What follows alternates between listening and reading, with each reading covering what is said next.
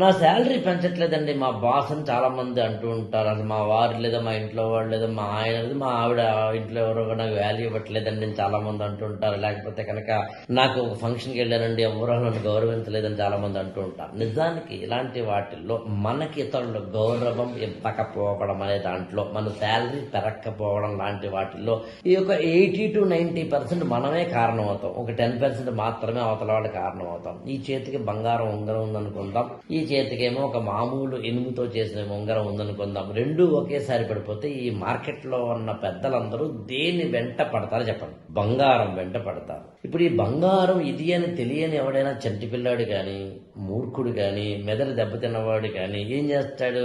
బంగారం వెంట పట్టు. నువ్వు బంగారం అయితే నీ వెంట పడుతుందబ్బా. నీ కమ్యూనికేషన్ స్కిల్ సరిగ్గా ఉండవు, నువ్వు ఆఫీస్కి సరిగ్గా రావు, నువ్వు వర్క్ను సరిగ్గా చెయ్యవు, నువ్వు పెర్ఫార్మెన్స్ సరిగ్గా చూపవు, నువ్వు సరిగ్గా రిజల్ట్స్ ఇవ్వవు. మరి నీ దగ్గరికి ఎందుకు వస్తారు? నీకెందుకు బ్రహ్మరథం పడతారు? నీకెందుకు శాలరీ పెంచుతారు? లాజిక్ కాదా? నువ్వు కనుక బంగారం అయితే నువ్వు వాల్యూ ఇవ్వని వాడి నుంచి దూరం అవ్వు, వాల్యూ ఇచ్చేవాడికి దగ్గర అవ్వు. ఇంట్లో కూడా అంతే.